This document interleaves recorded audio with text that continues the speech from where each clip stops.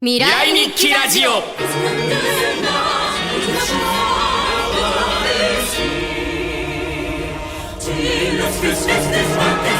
この番組は角川書店の提供でお送りします。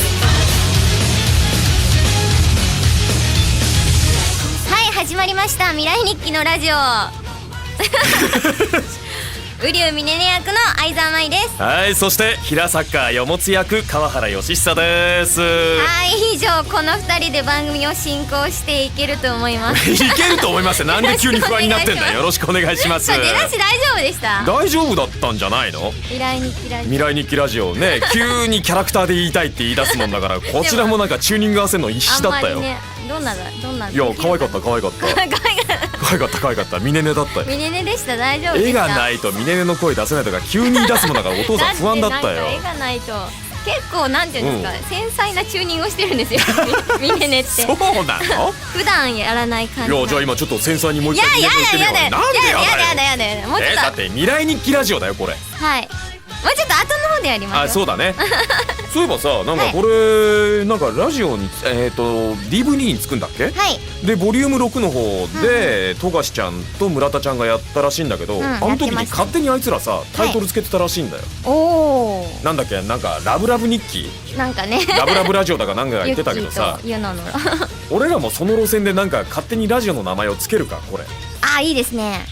俺らにふさわしい。でもラブラブはまず間違いなくないじゃん俺らはないですねこの辺でなんかこうふさわしい名前を考えなきゃいけないわけなんだけど、はい、なんかでも決まってんじゃないですか。いつもツイッターで私たちが言ってるあれはいいのかなあれはいいんじゃないですか。ちょっとじゃあもういっそのことそれにするか。いいですね。はい、というわけでどうぞミネネ様から発表お願いします。このラジオはリア充爆破ラジオだこのラジオの方向性とんでもなくひどい方向に行きそうだよねはい、じゃあ早速リア充爆破ラジオを始めたいと思うわけなんですけれども、どんなところから話していこうか。でもなんか全然何もさ、決めてないんだよね。何も決めてないよやばいぐらいに見切り発車で始まってるこのラジオなんですけれどもじゃあとりあえずせっかくだから聞いてくださってる方に、はい、未来日記、僕らの演じたキャラクターについて語っていく方向で進めてみようか。なんか正当ですね。正当派から始めてだんだん崩れていく、だんだん爆発する方向でじゃあ早速だけど、じゃあミネネから。私？当たり前じゃん。この作品の影のヒロインだよ。私か。そっちから行くんだと思ったじゃあどうだった？ミネネはですね、でも私パイロット版からそうだよねやってて、でもなんかパイロット版なんかダメな感じだったらわかんないから本編みたいなどういうこと？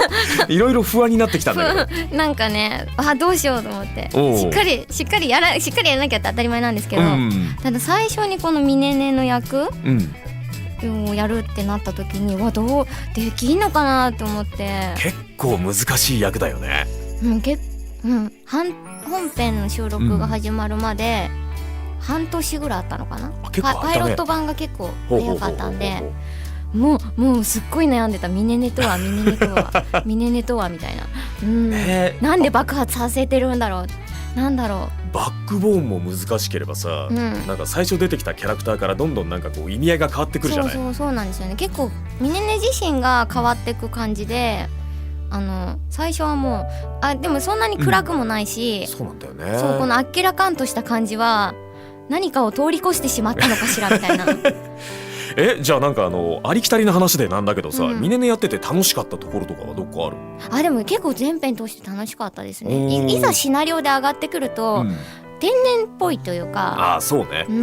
この子もしかしたら天然なだけかもしれないみたいな。ものすごくオブラートに包んで言うと頭が悪そうだよね、時々その場のノリで行動してんじゃないかこいつみたいなところたまにあるけど、そうなんかすっごいバックボーンとかいろいろ考えてたけど、いざ始まってみるとその高山さんがね書いてくれた本が意外となんか天然だし、楽しいし、可愛い側面が結構いろんなところで出てくるからさ、こうね、小さい頃にお父さんとお母さんが亡くなっちゃってみたいな暗いところから引っ張られるんじゃなくて、その場のノリで突っ切るところがすごい好きでさ、特になんだっけ檜山隆夫に襲われた時あったじゃん。一番最初になんだっけ刑事、西島と会った時にさ、病院だっけあれ、洋服学校だ、で出会った時になんかチェイスをやってる時あったじゃん、あのシーンとか結構好きでさ、あそこでまあ萌えを乱発しててそうですね、あの時だよ俺がもう一番最初に現場でリア充爆発しろって思ったの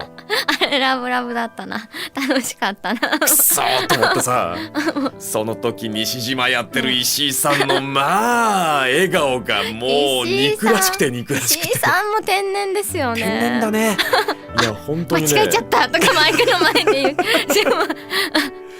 西島のキャラクターそのまんまって言い方もなんだけど、天然な上にさ、本人がほんと人が良くて、現場の空気をまあマイルドにするでなんか爽やかですよね。そうなんかDVD 買ってくださってる方は分かると思うんだけど、田中さんとさ、コメンタリーやってくださったじゃない、あれ俺聞きたくてしょうがなくてさ、まだ俺このラジオ撮ってる時にはまだ出てないんですよ。そうでした、それで思うんだけど、どんな話撮ったのって石井さんに聞いたらさ、いやもうなんかお父さんと旅番組やってるみたいでしたおーいそれ聞かせて田中さんに聞いたら聞いたでさ、いやなんか息子とダラダラ喋ってるだけみたいで、なんか俺は何これ仕事してんのか遊んでるのかよく分からなかったよ。絶対聞きたい。なんかそういう意味じゃなんかこうさ、本当のこと言うと、キャストコメンタリーって大っ嫌いなのよやる側としてさ、何話していいかわからないし本当に仙台絵里さんと相沢舞って女がいるんだけど、あの二人とコメンタリー撮った時もさ、なんか俺真面目に未来日記の話したいのにぬげぬげ言われて本当こいつら殺してやろうかと、いけない本当こいつらプーしてやろうかと思ったんだけど、なんか面白いポイント作るとしたらそこに任せるしかないかなみたいな。ぬがねえだろ普通コメンタリーで風物詩ですよ、風物詩じゃないからね、そんな感じで、でもなんか、そういうなんか各キャラクターの個性とかさ、役者さんの個性が出てくるコメンタリー面白いね。面白いですね。ぜひ聞いてもらいたいですね、このラジオ聞いてる人にもね。一方で、ミネネやってて大変だったところは何かある？大変だったところ、でも結構熱くなっちゃうところがあって、でもそこもなんかもう本当終盤もうなんだろう、終盤っていうのかな物語のラストに向けてね、向けてそういう終盤まで熱くならないでくれって、淡々としてていいですよ。もうほんとギリギリまでも淡々としててくださいそんな熱くなくていいです。クールなミネネを演じてくれと。なんかクールというかひょうひょうとした感じ、それは結構注意されましたね。でもその回あって本当に僕らもこのラジオを撮ってる段階でもう最終回を撮ってるんですけれども、本当にね最終回俺はなんかちょいちょい翻訳だったトゥエルフス平坂よもつが終わった後もなぜかモブで呼ばれててさ、ちょいちょい出てますよね。そうなんかいろんな意味で俺は困ってたんだけど嬉しい反面さ、なんかよもつをやった後に実はよもつの声だよってバレちゃうとさ、なんかこの神父さん変身するんじゃないかとか。そうなんだよ、なんか神父やっててもなんかナレーターとかさ、ヘリコプターからなんか中継やってるおっさんやってても、ちょいちょい俺よもつがやってるように聞こえたらどうしようと思っちゃうじゃない。そうなんか含みがあるレポーターなのかなとかないから何にもそういう意味ではなんかね、名前をある役をやらせてもらってモブで出るっていうところにプレッシャーを感じてはいたんだけど、でもそのおかげで終盤までほぼ全話ぐらい出てたのかな。なんか私より出てた気がする。いやそれはないそれはないそれはないよ、さすがに。トータルするとポっていないと時期もあったから。そうかそうか。結構物語は全体を通して見ることができたんだけど、そういう意味ではなんかこうミネネのさ後半に行くに従って盛り上がっていく、キャラクターとして熱量が深まっていく感じはすごい好きだったよ。いやでもミネネっていうキャラクター自体がとても美味しいというか、もう出番も花もあって本当幸せでした私。なんかいい役だよね。本当リア充爆発しろって感じだよねそうここかよあと本当エンジニアさんが綺麗に撮ってくださって。本当ね。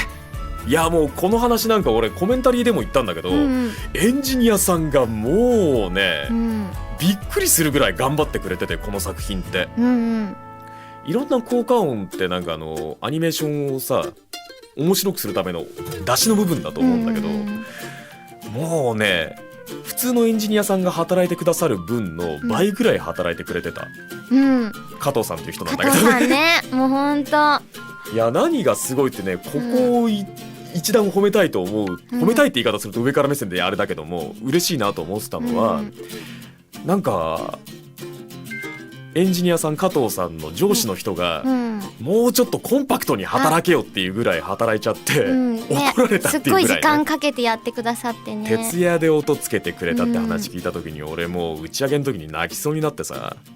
いやでもなんかちょっとうるうるしてたじゃないですか、みんな加藤さん含めいやだから本当にね、いいスタッフさんに恵まれた作品だったよね、そう幸せでした。幸せだった。本当そのジョン・バックスの金庫で自爆するシーンとか、本当音楽とあと音の感じとかもすごいみんなねすっごい綺麗に撮ってくださってて、本当ありがとうございましたって言ったら、いや芝居が音を呼ぶんですっていう名言がねわーみたいな、もうそれ名言だよ加藤さん、ありがとうございます、ありがとうございます、2人してありがとうございますってうるうるうるうる年も近くて私と。あ、そうなんだ。そう本当うるうるしちゃった。それをね5メートルぐらい遠くから俺じっと見ながらね、ってなんか星一徹みたいな顔して見てたんだけどさいやーでもなんか恵まれてるって意味ではキャストさんにも本当ね、いろんな役柄が本当に絡み合って面白かったんだけど。そう、よもつですよ。よもつの話しましょうよ。よもつの話もう避けてたんだけどさ、そろそろしましょうよ。よもつ本当プレッシャーしかなかったよ、あの役。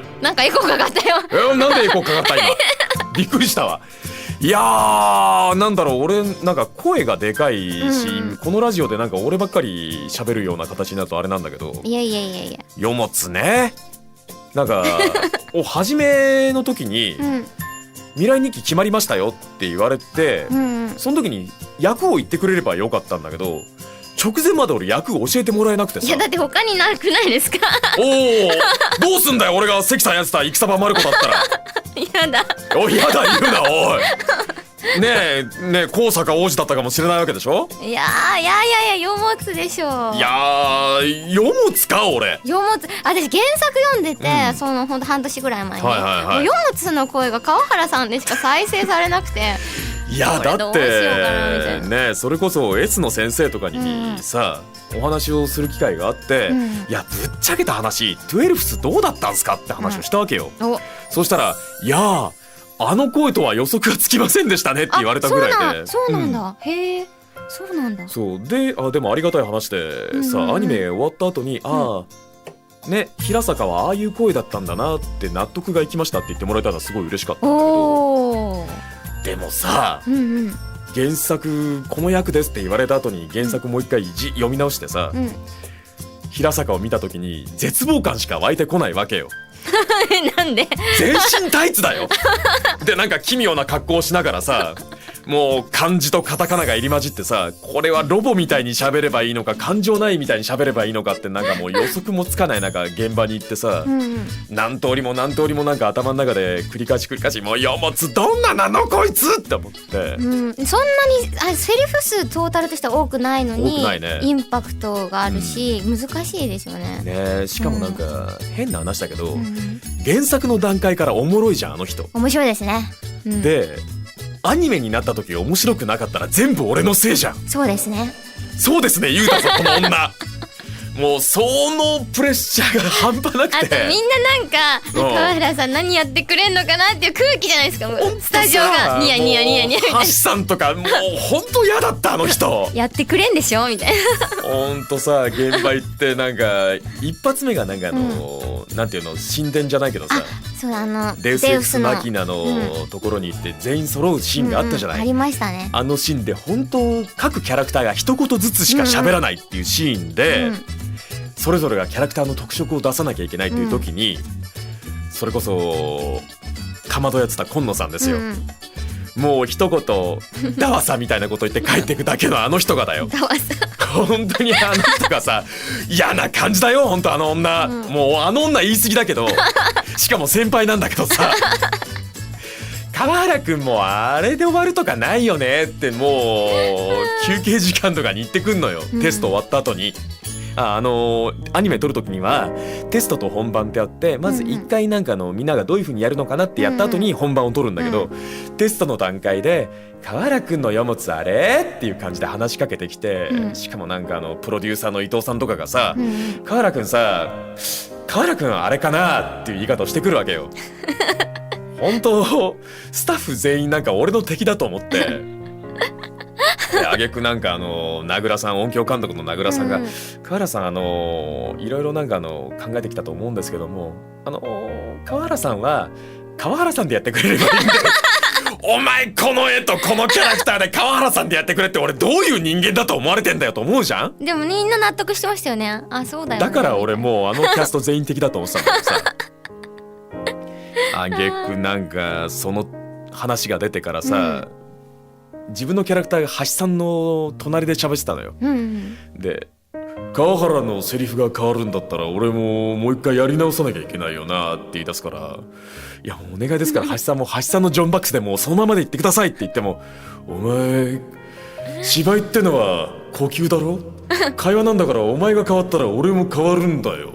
いやこれプレッシャーかけるとかじゃなくてさっていうのがのそって立つから、もうほんとどいつもこいつもどいつもこいつもですよ。そういう意味じゃもうほんと自分のキャラ辛かったね。でも楽しそうでしたよ。そんな楽しくなかった？楽しかった楽しかった。何でもかんでもやっていいって言われて楽しかった。いい現場でしたね。いい現場だったね。すごいまとめよう。この大雑把なまとめ方嫌いじゃない。次行きますか。そろそろ次の。なんかあんまりこの話ばっかりやっててもあれだから次行こう。次の話題行きましょうか。次の話題行こうか。はい。で未来日記のインスパイアードアルバム出てますね。出てるね。で歌ってますね、私たち。歌ってたね。はい。でですね、来る7月29日日曜日に渋谷アックスでライブイベントが開催されます。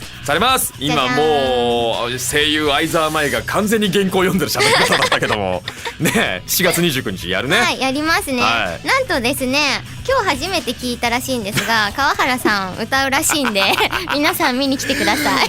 ほんとさ、何をやるか言っといてほしいんだよね。俺なんか司会だと思ってたんでしょ。いや俺だって本当に司会だって言われてたんだよ。あ、そうなんですか。だから本当に今日の今日まで、このラジオを撮るまで、本当に7月29日に歌うなんてビタ一も思ってなかったんだよ。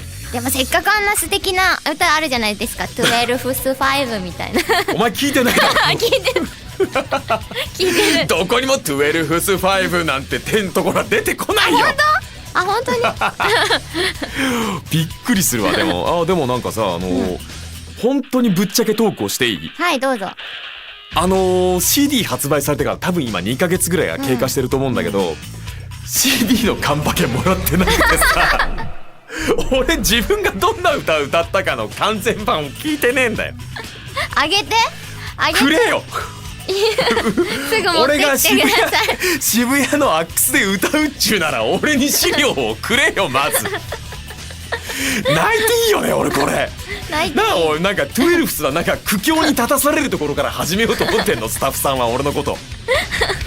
びっくりするわ。だから俺の情報は、なんかCD のインスパイアードアルバムのボリューム2が出ましたって言って、視聴版がねボリューム2の視聴版がニコニコとか YouTube に上がってたのよ。だからそこでイントロをいろんな曲のを聞いて、わすっげえかっこいいなと思うのをいろんなのを聞いてきたっていうのを情報しかないのよ、今のところ。だからそういう意味では舞さんが歌ってる歌も、わこれかっこいいなと思ってたし、まあその話から始めようか。はい。俺の話をしたくないっていう理由で相沢舞さんに飛ぶわけなんだけど。しましょうよ。歌う時どうだった？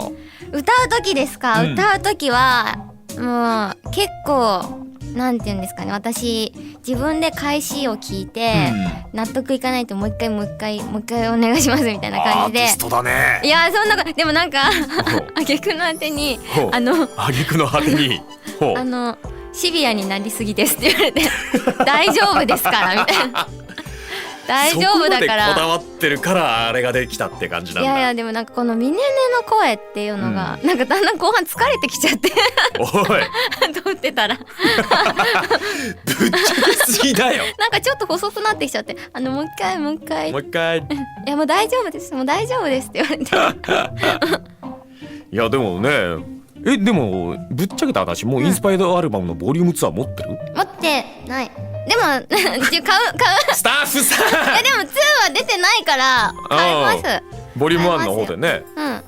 1はもらいましたよ。1もらった出てるからね。何じゃあ俺だけなんか不遇な立場に立たされてるわけおお、今千葉さんっていうスタッフさん来てるけど、何俺これ怒った方がいいのかな歌っていうかさ、本当前から聞いた話だと、なんかこのアックスでやりますよって言われて、まあそれミノルと MC ですって言われたんだよ俺。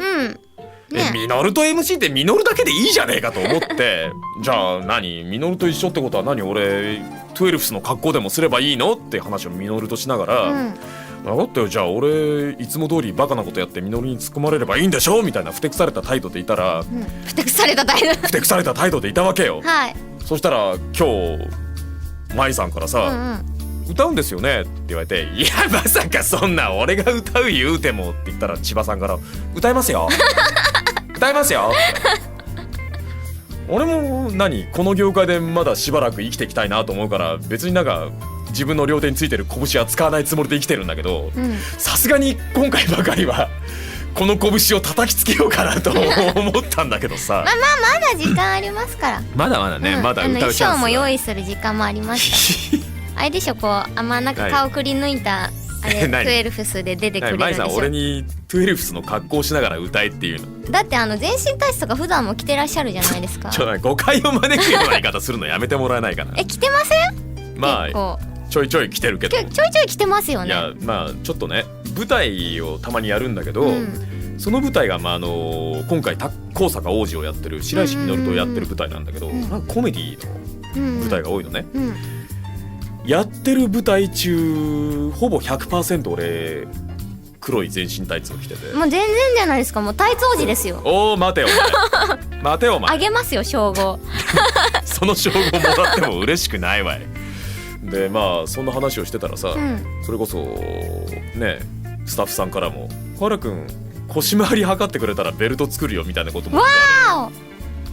この流れって本当に着るの？わあ向こうの方でうなずいてるわ。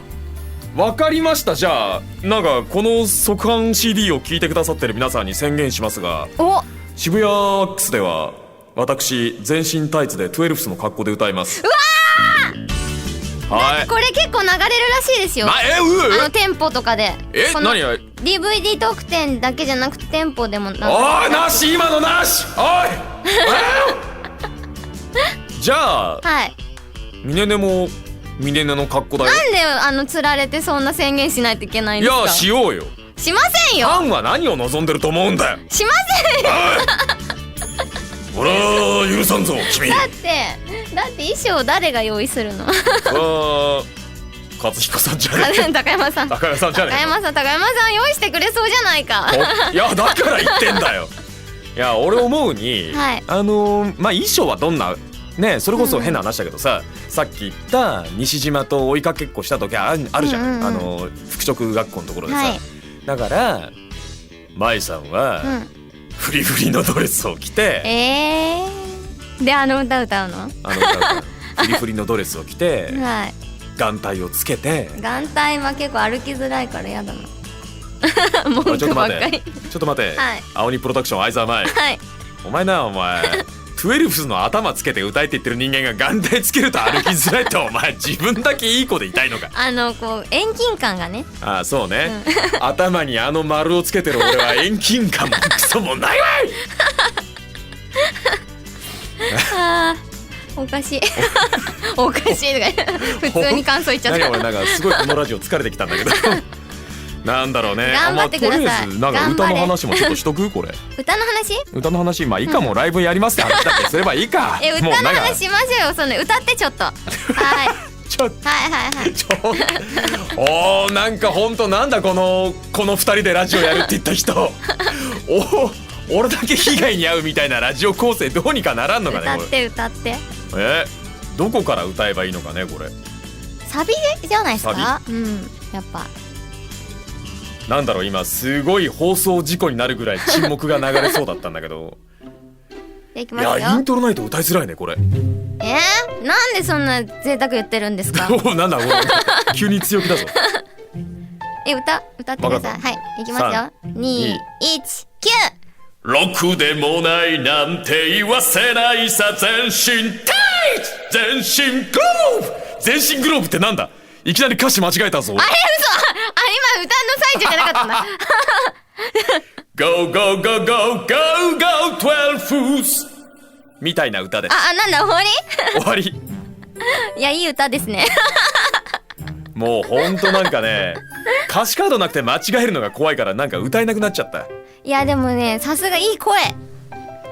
声でもなかなかいい方に使えないねんでこれ。そうなんですか？そうだよ、声やからって告白しても振られたりするしな。リア充爆発ラジオになってきましたよ。リア充爆発ラジオだよ、本当に。本当にリア充爆破してくれよ、ミネネさんさ。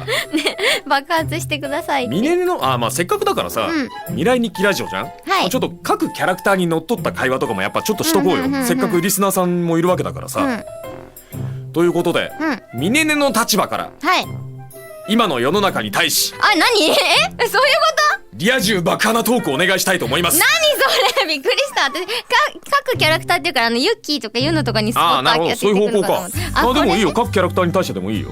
各キャラクター。おい声優噛むな。おい声優なんだ今の。なんか早口言葉間違えたみたいだった今。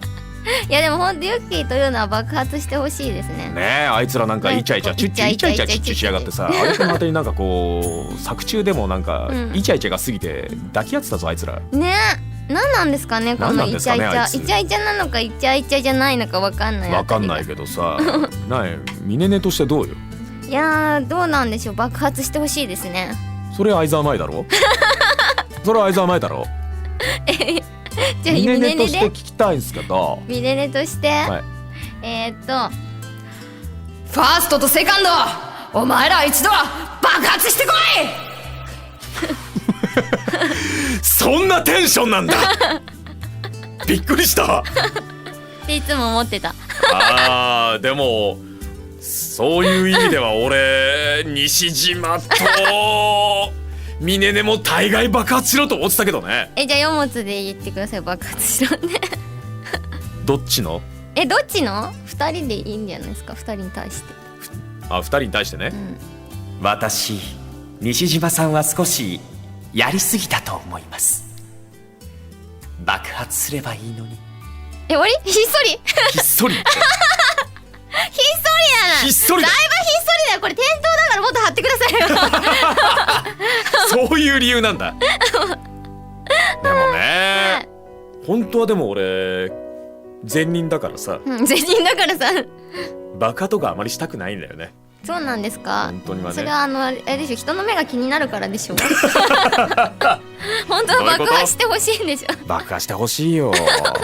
ほんとさ、いやもうね、まあついてるのはDVD のボリューム7、ということでね、最終回まだ見てらっしゃらない方もいるから、こういうことを言うのもなんなんですけれども、最終回近くの25話26話だっけ、あの近辺イチャイチャ多くてさイチャイチャ多くてさ、まあしょうがないでしょ。だってね、なんでエコーかけたの。もうお父さんちょっと辛くなるぐらい現場がイチャイチャしてて、泣くかと思った。泣いていいんじゃないですかね。だってさ、原作の漫画見てる方は知ってる話だと思うから、これはネタバレ含めて言っちゃおうかなって思うんで言うけど、俺絡む相手さ、土門仁って男がやってる檜山隆夫しかいなかったんだよ。最後の最後でおっさんと会話して終わりってなんか切ねえなと思ってね、もうちょっとこう女の子と話して終わりたかったなと思ってさ、なんかそういうのない？ラストこうなったらよかったのにみたいなさ。もう大満足だからないです私。ほんとミネネ爆発しろよ。とよ。羨ましいな。ちょっと人を羨んでてもしょうがないんで次の話題いきます。はい。なんだろうこの冷たく諭されたみたいなテンション。はい、じゃあ次のコーナー。書いてあるのも台本に。未来日記といえば、自分の未来を予知できるわけですが、そうだね。はい、もし今から10年後、自分の未来を予知できたとして、どんな未来を予知しますかというわけですね。興味深いね。はい。どんな10年後ってでも私と川原さんの年だと結構シビアな年齢じゃないですか。シビア言うな。なんかこう切なくなってくるわ今ちょっとやめて。あ、そうだね。でも10年後とか結構シビアかもしれないね。なんかそんなに夢のない年齢ですよ。夢いっぱいあるよ。夢いっぱいあるんですか？あるよ。言ってくださいじゃあ。なんだといやだって今俺が35でしょ、うんうん、でその頃には45じゃない、うんうん、で今川原義久といえばだよ、うん、恋人もいない彼女もいない妻もいない川原義久がひょっとしたら子供がいるかもしれないわけですよ、うん、これでも今そう言ってるじゃないですか、はい、これで10年後ね、はい、いなかったらとっても寂しいよ何これラジオを使って公開で俺の未来を暗淡たるものにしようとしてるのか君は。だってよく10年後って、言うんですよ。私も10年前に、10年後は子供がいてお嫁さんになってると思いますって言ってたから10年前にね。10年前なんてほんのあれよ、20歳ぐらいよそうねいない、何もないからこれね30に手が届いたところで、そう、何もないからこれは結構ね、ここでね、はい、子供がいてお嫁さんになってると思いますとかここで言っちゃうととってもね悲しいような気がする、でもさ、この未来日記のテーマって、例えばデッドエンドがあるわけじゃない、でそのデッドエンドを覆すために頑張ったユキテルがさ、新しい世界を作るために立ち上がるみたいな話じゃない？そういう意味じゃ俺らの未来にさ、なんていうのかな、子供がいない、彼氏がいない、彼女がいないっていうこの俺らのめっちゃフラグ立ってるよ今。暗淡たるこのデッドエンドフラグ。デッドエンドだよ俺らの。フラグいっぱいあるよ。なんだこのラジオ、もうやめようこのラジオ。切ねえ。で今僕らはデッドエンドを予測してるわけじゃん、10年後のさ。そうですね、はい。暗い未来を予測するしかないこの俺らがですよ。せっかく未来日記のラジオだからさ、デッドエンドを覆す会話をしていこうじゃ。シーンとしちゃった。なんで今こんな頑張ったのに。尺的にラジオも終盤に差し掛かっている時にですよ。マジか。デッドエンドフラグしか立ってないっていうね。だからもうデッドエンド覆そうぜ今。なんかでいいから、じゃあなんかもう猫を飼い始めました。あれ預かってるだけじゃないんですか？なんかね、赤ちゃんが生まれた方がいて、その方がね赤ちゃんのパッチテストをやったんですって、アレルギーが出ないようにと思って、そうしたら猫のアレルギーが出ちゃって、でこのまま飼ってたら喘息とかになっちゃうかもしれないからっていうんで、僕最近猫を預かってそのまま飼うことになったんですけど。そのまま飼うことになったんだ。可愛いよ。うわー、もう早く家帰っちゃうんじゃないですか、もしかしたら。早く家帰る。もうそれが彼女できなくなるから。今まで彼女できなかったのにますます彼女できなくなるって、会う人10人中10人がそれを言うんだよ。もう昨日の夜もさ、明日ラジオだからと思って早めに寝てさ、布団ちょっと小脇開けとくとさ、うちの猫テキーラって言うんですけども、トットットって激しい名前。テキーラって言うんだけど、トットットって脇に入ってきて、もう俺の手で寝てるのよ。あ、もう彼女できないかもしれないって思う。テキーラだけに飛躍ですね。めっちゃ睨まれた。めっちゃ睨まれた。おい、はい。そんな相沢舞はなんかデッドエンドを覆そうって気はないのか？でも最近いい感じですよ、すごい。事務所の若手の子と抱き合わせで売ってもらって、最近ねいい感じ。大丈夫？このラジオ大丈夫？超売れ線の若手の子と一緒に売ってもらってる。ちょっと俺青鬼プロダクションとか全く関係ないけど大丈夫？このラジオね、大丈夫？マネージャー呼んできた方がいいんじゃないの？大丈夫。なんか最近最初から結構キャラ的にそんなに守ってもらってた感じじゃないんで、あれ言っちゃダメとかこれ言っちゃダメとか言われなかったけど、最近もうますますね、放置。いやでもね、なんかいろんな人から話を聞いたりとか、先輩方とか話を聞いてても、相沢舞いいよって人多いよ。本当ですか？ねえ、なんか名前出すのもなんだけど、この作品出てるからあれだ、いいか。稲田哲さんとかね、もう飲み屋とかでさ、あの子はいいよ、物おじしなくて、一緒に舞台出た時俺にビンタをしたんだよって話を嬉しそうに語っててさ。そう、なんか本気でいいよって言われたから、しょっぱだからバーンって言ったらうわーみたいな。あの後なんか一瞬なんか言葉に詰まったって話をしてて。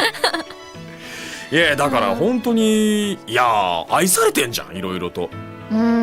いやそれはすごいなんかありがたいなと思って、いろんな人にね愛されてるなっていうのは感じますね。もうツイッターとか見てもいろんな人から愛されて。本当ですか？本当だよ。なんで俺こんなフォローしなきゃいけねえんだよ。リア充爆発しやがれこの野郎。そうツイッターに私モリリンモンソンって名前でやってて、すっごい構ってほしいんですよ。はい。めっちゃだから今急にトーン下がったけど、はい。一生懸命ねフォローしてくださいっていろんなとこで言ってるんですけど、結構フォローされてんじゃん。でもなんかねいつも同じ人しか構ってくれないんだ。何これ、おいどういう風に会話をつなげていけばいいの？みんな構ってねって。というわけでこの即販ラジオなんですけれども、即販ラジオで申し訳ないんですけれども、未来日記の瓜生ミネネを見事演じておりますこのモリリン・モンソンという女をですね、ぜひ構っていただければ幸いでございます。みんなフォローしてね、お店にいるみんな。お前即販ラジオだって言ってんだろうが。まあね、でも作品としては本当にすごくいい作品で、なんていうのかな、放送終わった後もね、せっかく DVD 買ってくださった皆さんとかね、思い出したようになんか瓜生ミネネの活躍とかね、それこそユッキーの活躍とかいろんなものを繰り返し思い出してもらいたいなと思うんで、そういう意味でね、ふと思い出した時に DVD を見るということで僕らのキャラクター構ってもらえたら嬉しいなというふうには思っております。あと無修正だしね、 DVD とブルーレイ。そうやね、無修正って言い方よくないけど、もう一回言って。無修正だしね。あ、いいね、もう一回言って。ちょっとなんか何？エコー入ってるからもう一回言うて。無修正だしね。ありがとうございます。止まっちゃったよ。すごいさ、モザイクとかぼやかしとか入ってるじゃない？放送はね、放送はねしょうがないから。だけど無修正だと怖いじゃん。怖いね。だって僕らがコメンタリーやったさ、カンとかさ、もう仙台えりさんとかえらいことになってたよ。そう、怖くてびっくりしちゃってコメンタリーが止まるみたいな。あれみたいな。キャー、私犯されとるって言ってたもん。そうだ、シビアな回だったんだ。私手にモザイクかかってないって。あれ見た瞬間とかもうコメンタリーにならないぐらいキャーキャー言ってたもんね。いやでもなんだろう、なんかエンディングの曲らしいものが流れてきた。本当？今ね歌詞がねないんですよ私。だからエンディングの曲かかってたら言って、かかってるんです。今かかってる。あら。いよいよなんかこんなグダグダしながら続いてしまったこのラジオなんですけれどもね。意外とグダグダでしたね。楽屋トークの方が盛り上がってましたね。そうだね。どうしよう、楽屋トークから回してればよかったのに。今から楽屋トーク始めようか。もうラジオやめようぜじゃあ。リスナーの皆さんにメッセージっていう大事な枠ですよ今。マジでか。よし、リスナーの皆さんにメッセージを送ろう。はい、どうぞ。俺からか。いやね、なんかちょいちょいいい話は僕は言ってたと思うんですけれどもいやでも本当に楽しい作品でした。なんというかね、将来なんか12をやったっていうことを自慢できるんじゃないかなと思うぐらいに、愛すべきキャラクターを演じられたってことは僕にとっても本当に嬉しいことだったんで、これからもね、なんか皆さん時々思い出したように現実に疲れたらトゥイーって言ってみたりとか意味もなく踊ってみたりとかね、そういう日常の殻を破ることでなんか日々って楽しく過ごせるんじゃないかと思うんでね、明るい未来を僕らで作っていきましょう。何が言いたいんだか分かんなくなってきちゃった。明るい感じで終わりそうですね。ね、僕らねいろんなデッドエンドって回避できると思うからさ、なんだろうな、面白いことをやることでね、どんどん暗い未来をぶち壊していこうという意味で、未来日記って言葉を心にずっと留めておいてもらえたら嬉しいなと思います。意外と綺麗にまとまって。やだ、私先に言えばよかった。いいよ、入れ子にしても。そっか、じゃあとりあえず言っておこう。で今回ですね、このラジオね、私男性と2人でラジオをするって初めてだったんですけど、でしかも相手が川原さんだからすごい不安で盛り立てろ。どうしようかなって思ったんだけど、でもなんか楽しかったです。どういうこと？リスナーの皆さんにメッセージをお願いしますね。このラジオの感想じゃないか。どういうこっちゃね。お願いします。リスナーの皆さんにね、そうで未来日記っていう作品と、あと瓜生ミネネは、もう私の中で財産なんですよ。すごく素晴らしいね。もうねこのトーンで喋ればよかった。素晴らしいね。ほんともう私の中でも全然ない役だし、もうほんといろんな人にねみねねやってもらってありがとうございましたって言ってもらえて、ああ財産だと思って、これからもずっと大事にしていきたいなと思ってるので、大事にしてもらえた、忘れないでいてもらえたらなんで最後嬉しいです。なんか構ってくださいみたいな話し方で終わったのかな。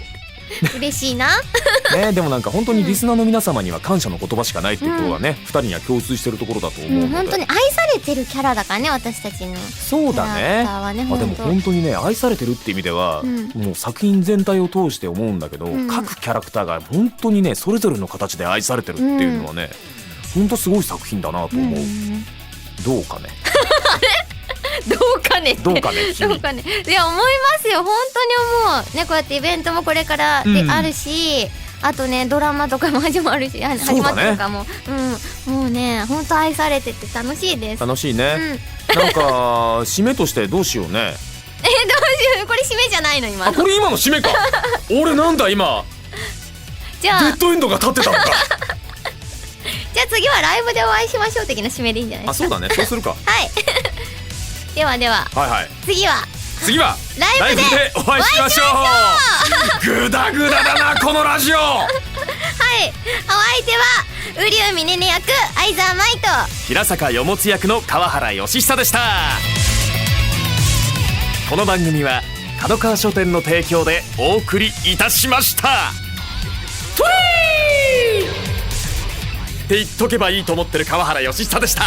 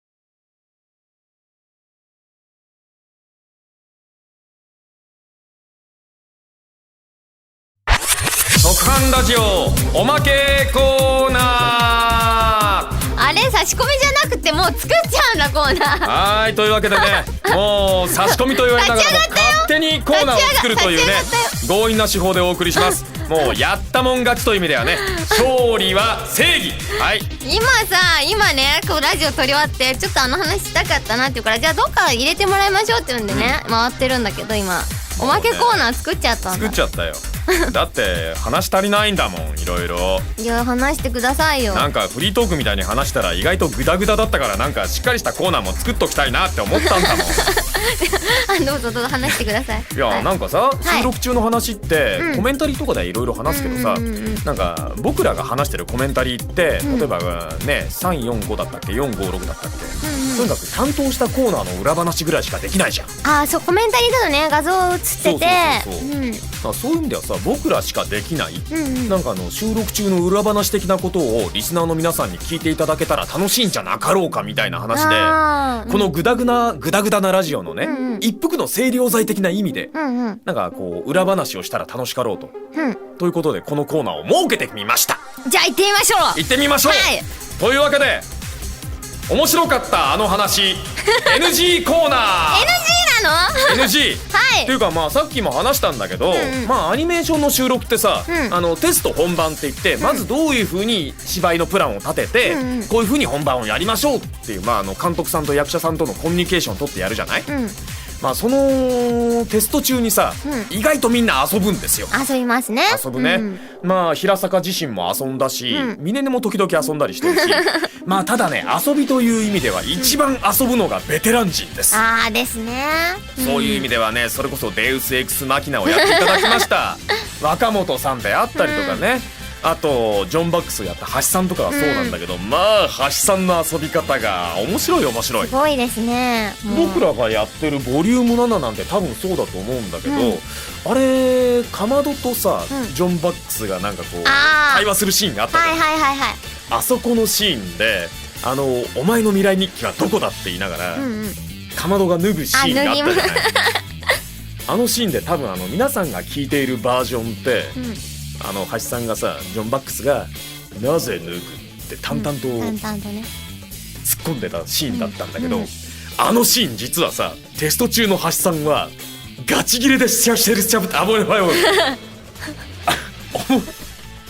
トあのシーンって実はさ、橋さんブチギレでセリフを喋ってんだよね。言ってましたね。すっごい受けてて、テストであのシーン本来テスト中って僕ら笑い声とかあんまり上げちゃいけないんだけど、あのセリフ聞いた瞬間大爆笑だったよね。